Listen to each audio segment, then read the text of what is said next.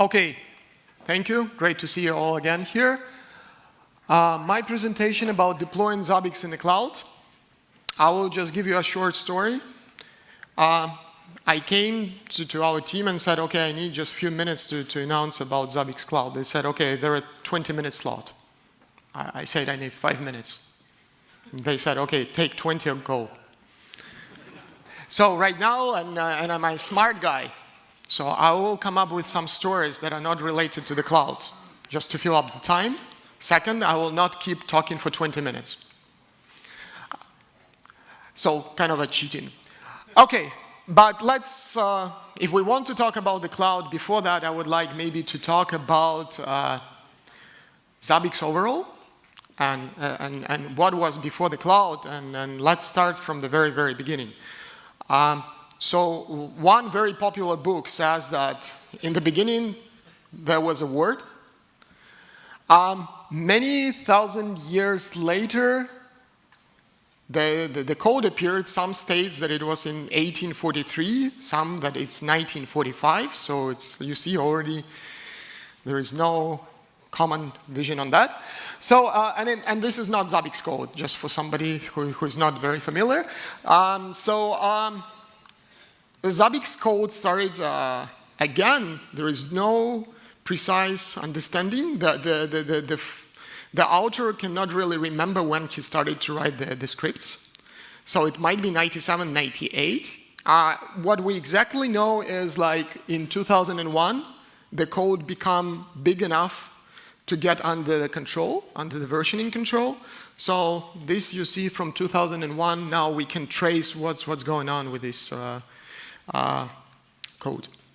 So if we move forward in the history, then this is how you see sources of Zabbix being available on our download page. What is more interesting is probably to look at the statistics of how the sources are being downloaded. If you look in 2005, it's, I mean, everybody from the back rows, you can see these numbers, right?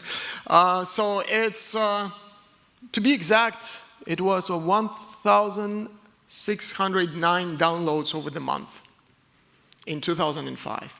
Right now, we actually, on average, 30,000 downloads per month, or kind of a roughly 1,000 download per day of Zabbix source code.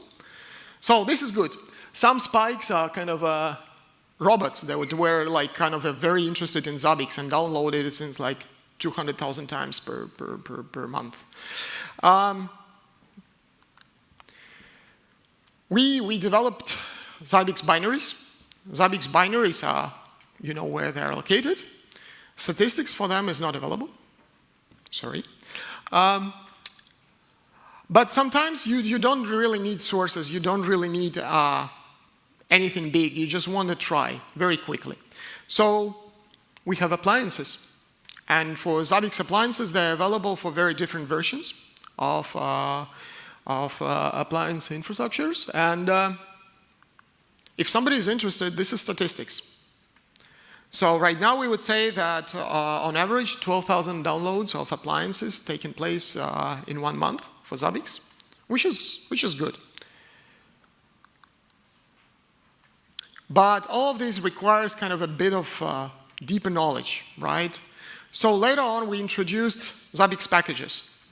Zabbix packages are available again for different platforms, for different versions.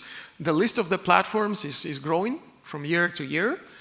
And if somebody is interested, this is statistics for Zabbix appliance packages download. So as you might see, if we're looking here, this is an average for the last 30 days. So right now it's reaching 1 million unique IPs connecting to Zabbix repository to get Zabbix packages. So it's a bit more than 30,000 downloads of the source code. Let's say, to be precisely, 33 times more than that. With our world getting bigger, not only in terms of the number of people, but probably number of devices, for some reasons, or maybe understandable reasons, people are looking for isolation. So we gave them the tool to isolate.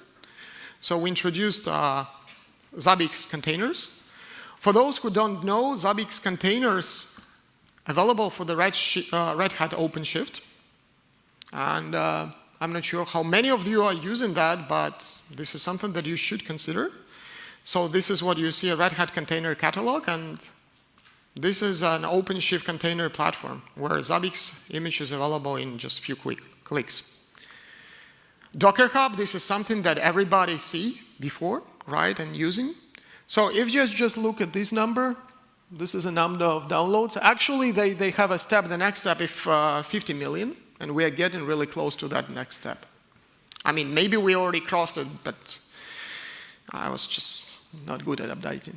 So, and if we're just looking at the Docker Hub download statistics, this is something that you see. Right now, we are counting not in hundreds of, in tens of thousands, not in millions, but it's very close to 3.5 million downloads per month. Okay, and if you look, of course, the majority of that, over 50%, is going for Zabbix Agent. But there are also Zabbix appliances, server, Java gateway, and so on. So, why I'm saying it all? As I said, I just need to talk for 20 minutes. But not, really, the real situation is that the next big guy that is coming from us in terms of where Zabbix is going to be is clouds. And of course, we expect that the clouds will reach much higher popularity in upcoming future, in the nearest future. So if we're talking about clouds, then I think all of you know why should we have clouds. Easy, fast, scalable, no capital expenditures, instant provisioning. So there are a huge number of benefits. At the same time, probably there are some drawbacks. This is why I would expect not everybody in the clouds yet. But still, according to many different studies, this is where you will end up, at least according to the current vision. So which clouds? As you might see, this is the study of the Gartner. To be honest, first we decided which cloud, then we consulted Gartner. So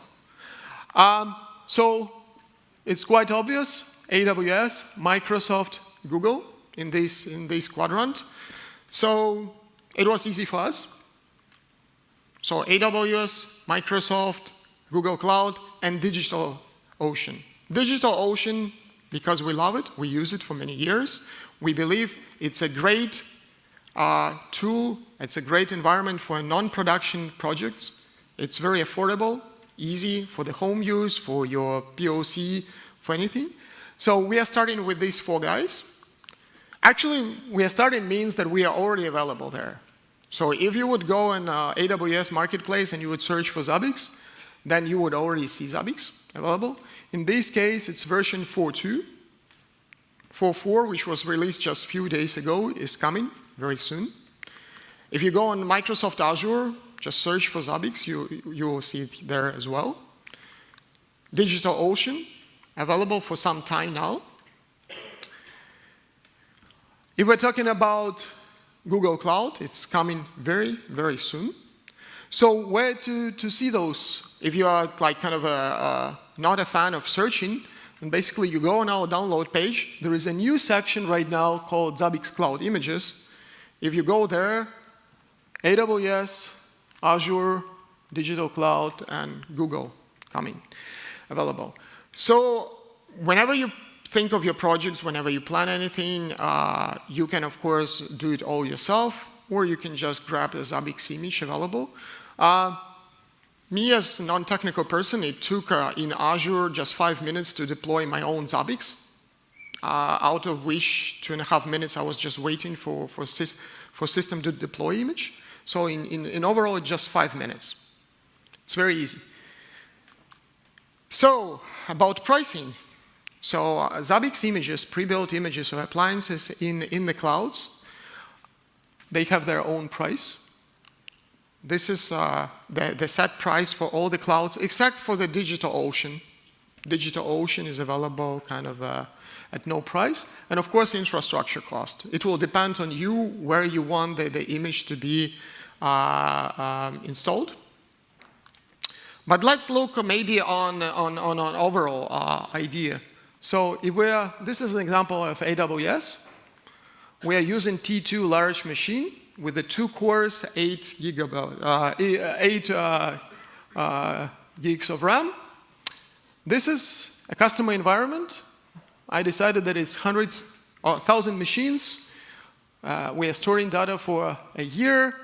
This is a bit more than 600 gigs of disk that we're expecting to consume at the end of the year. And so if we're looking that this machine is powerful enough to process 1,000 Mbps, just as an example, then we are saying that at the end of the year, when we reach the usage of the disk, this is approximate price that we'll get. And that includes actually Zabbix Virtual Appliance, infrastructure cost, storage cost. Traffic is not included. There are different options. If you're doing traffic within the region, there is no cost. If you're doing outside or inside, then it's a bit different. So of course, it's up to you to decide whether the price is good or not, but as I said, it has its own benefits. You don't really need to provision this machine in terms of buying, waiting for that to arrive. Just a few clicks, you get the machine. You don't need it, you kill the machine. So, and since it's coming from Zabbix, so what about technical support, right? So the price that we noted for the appliance, it does not include technical support. So actually, technical support must be purchased separately. For those who already have technical support, it is available for those appliances, but in experimental stage right now. So we are doing some research ourselves as well. We know for sure that it will not cover third-party offerings.